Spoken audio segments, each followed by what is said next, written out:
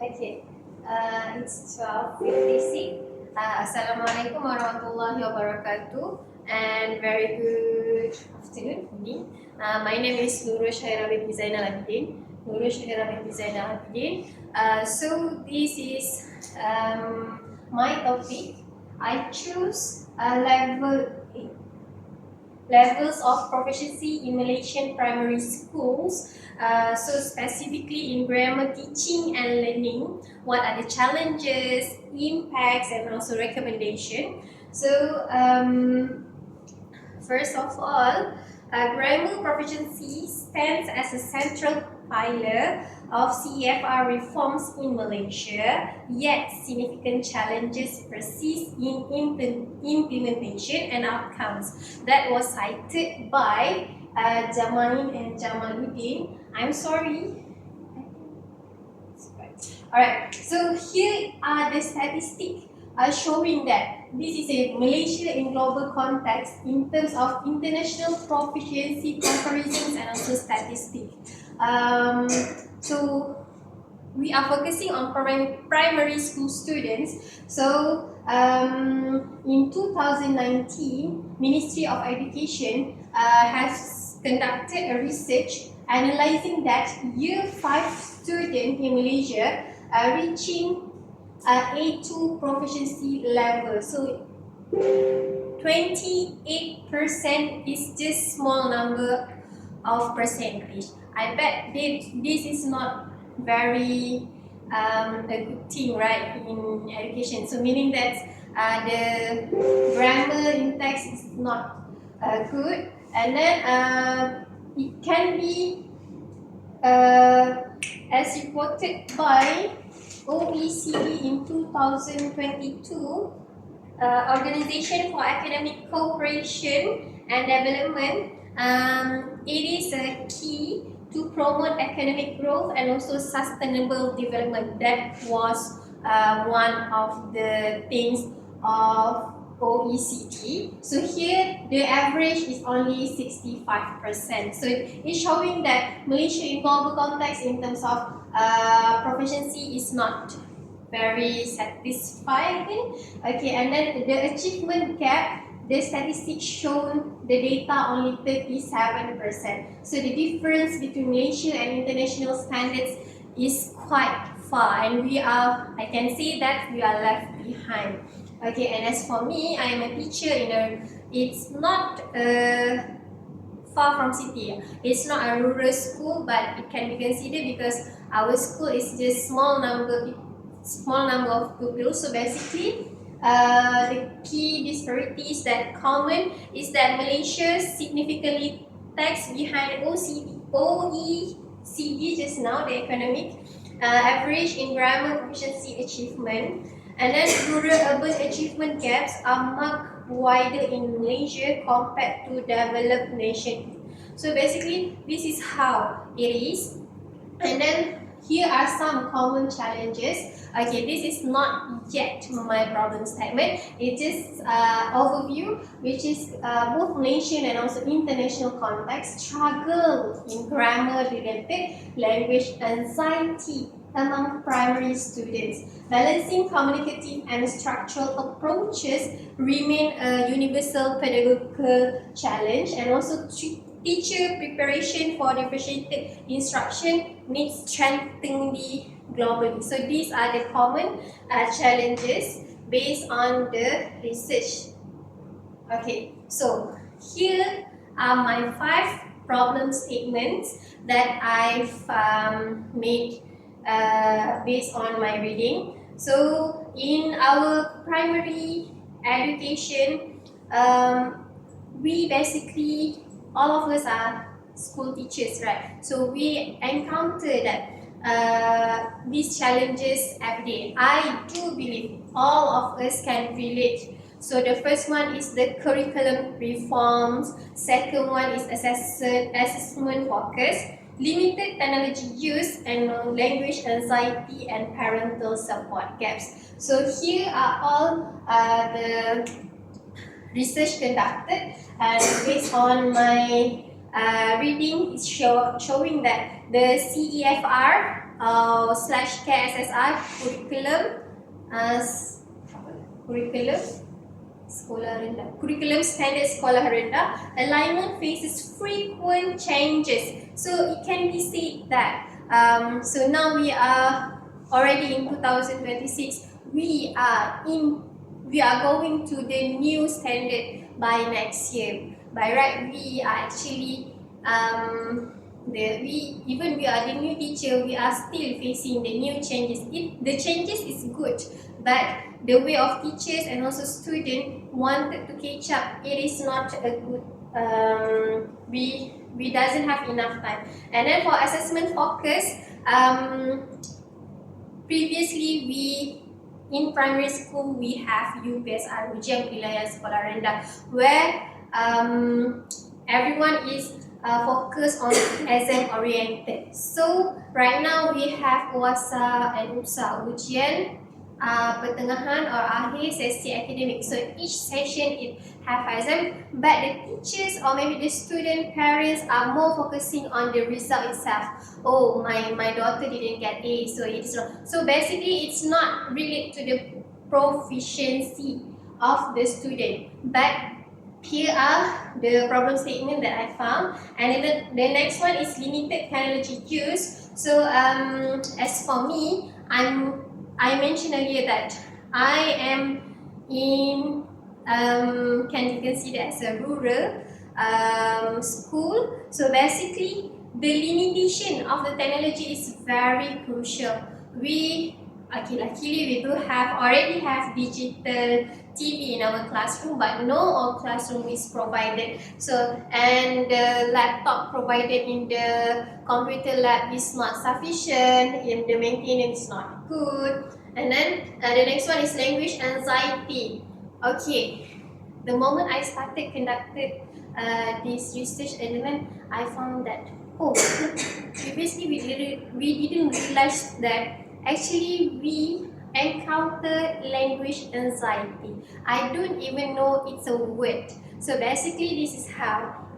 Okay, so normally pupils demonstrate heightened anxiety and low confidence during grammar tasks. Okay, we can say that, oh teacher, I don't want to do this. Teacher, it's hard. Teacher, grammar is so hard. I am not fluent, so it can affect my proficiency. And then lastly is parental support gaps. Inconsistent parental support due to parents' own limited English proficiency. So as I said earlier, I am in the rural area. It's different than parents who are living in the urban. Maybe they use English in daily communication, but in my area we are still using slang. So I do believe even in Bahasa, in Malay also, they doesn't use it very correctly.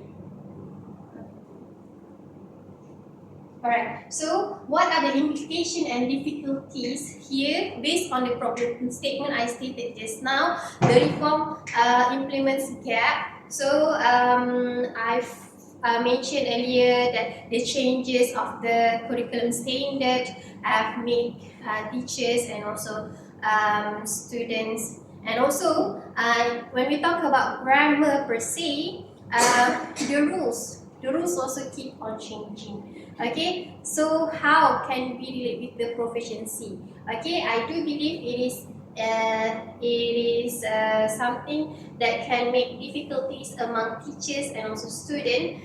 Second one is pedagogical approach issues, grammar instruction, emphasis, rules, memorization. So we still stuck in the grammar translation method, and also we are still stuck with the traditional method of learning. Okay, and third one is rural-urban proficiency gap. As I mentioned earlier, there are parents or teachers. As for me, myself, since my kids is not understand with English, I can say that language barrier is very concerning in my school. And then convergent evidence-based multiple independent studies from 2019 up to 2025 find that systematic the systemic grammar teaching challenges in Malaysian primary education. So it's very concerning, it's very prior, and then lower motivation and confidence.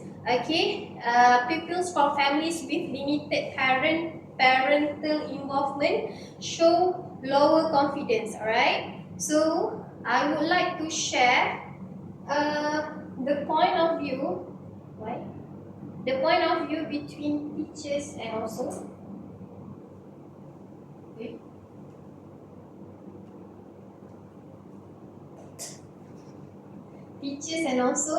a student point of view.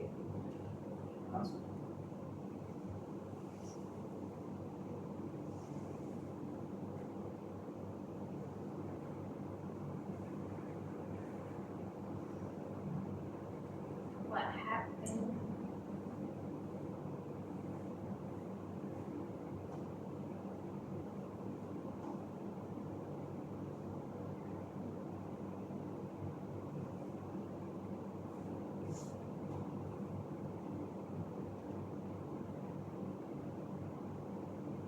Oh.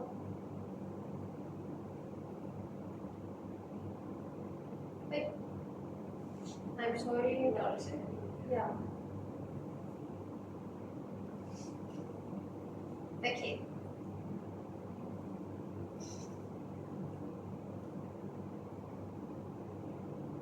Okay, you can proceed without showing your slides.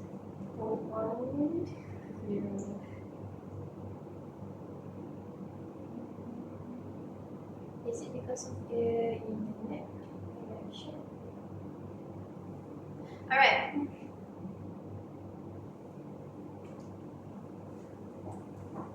Is it because?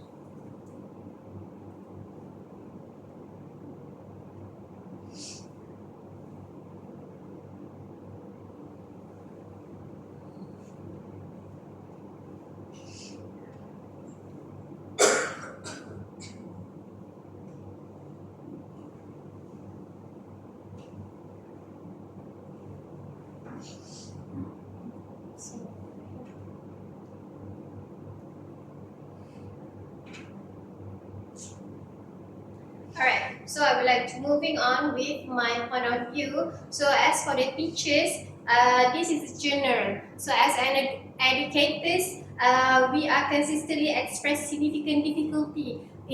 As me, for myself, I can see that me as a teacher, as a newbie teachers,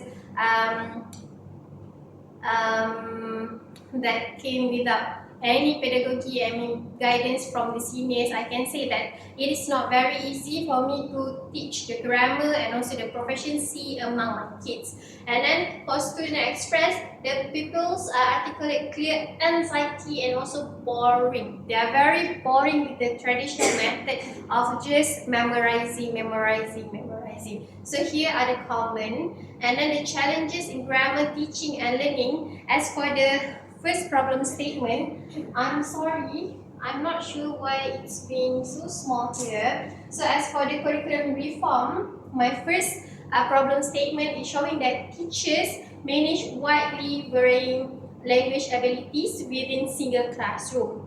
But for the students, basically the CEFR implemented is slow. Why? Because the progress of each student is very different, specifically in grammar. And as for the assessment focus, educators face difficulty balancing communicative approaches. As for the student perceives grammar as something that is very abstract and disconnect with the grammar. So they cannot relate with the proficiency when they are in speaking. And then limited use of technology. So in the rural area, the classroom, the schools are not really provided with the technology, and even if there is devices, the internet connection is very poor. Also for the students, they are not familiar with the digital at the rural area. As for the language anxiety, Jamin and Jamaluddin in 2023 found that CFR implementation was slowed because teachers lack of confidence in applying grammar pedagogy consistently. So I do agree with this statement because I can relate with myself. And also for a student, it's noted that teachers' hesitation in grammar teaching reduce the pupils' willingness to participate actively during the class activity. And last, inconsistent parental support. The teachers in rural area face heavier workloads due to limited parental involvement because they don't really speak English at home. So how can they be they are not practicing that language, how can they be very proficient? And then in terms of children, they reported that from higher families T20 receive more consistent parental support compared to B40 families, leading to a better grammar outcomes. I am agree because based on my experiences in teaching, I can see that the families, the students that being raised in a families that practicing English, their proficiency is more better compared to the students who are in B40 families. Okay, so here are again the teaching practice among educators default. We are like stuck default to just mechanical drilling and rote memorization rather than being creative, communicative, and also hands-on activity. We are more to drill. Okay, and then for learners outcome, weak grammatical foundation. Okay, so basically the students poor in writing, in speaking. So how can they be proficient? And as for national goals, CFR alignment progress slows considerably due to uneven grammar mastery. So basically, the CEFR national goals is a good, but again, there are very limitations and also challenges too. So here are some recommendations.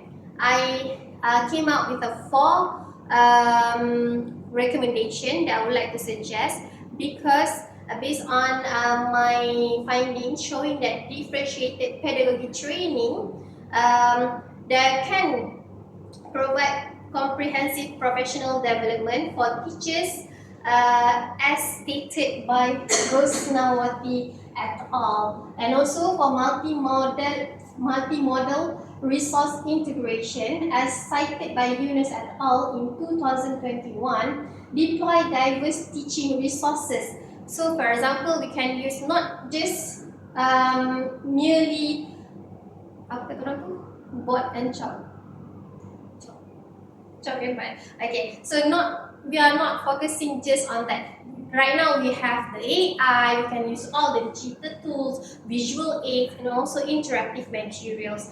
And moving on is communicative task integration, and it can embed grammar instruction within meaningful communicative activities. So basically, that is not only just writing and just sit down and just memorizing and just copy and paste for the student.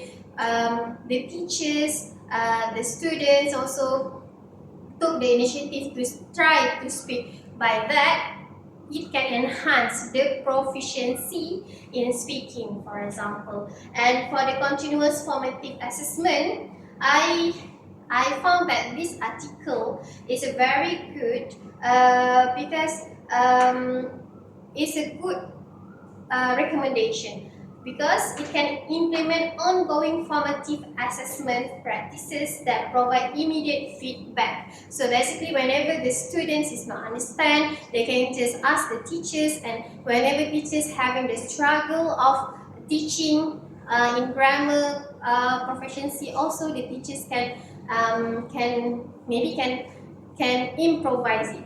Okay, and Apart from that, peer learning structures, contextualize grammar, and also rural support programs. So here are all the recommendation and also intervention strategies that I found very relatable that can be conducted so that we as a teacher can use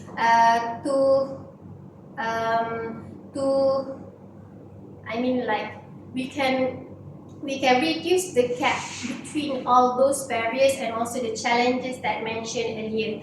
Okay, as for the rural support, it's developed targeted support initiative for rural schools. So when rural areas, rural schools are not easily accommodate well, but it's not necessarily just focusing on the internet connection. Maybe we can have something that is very digital so that the student is very familiar with all that kind of things. And then for the implementation priority, these interventions require coordinated effort between the Ministry of Education, teacher training institution, and also individual schools to achieve systemic impact. Again, I would like to emphasize that when we talk about learning and also teaching grammar, we are not focusing on one-way communication. We are focusing more than that, because as a student, you have to focus on what the context is about. As a teacher, we have to relate all those kind of things that are very familiar.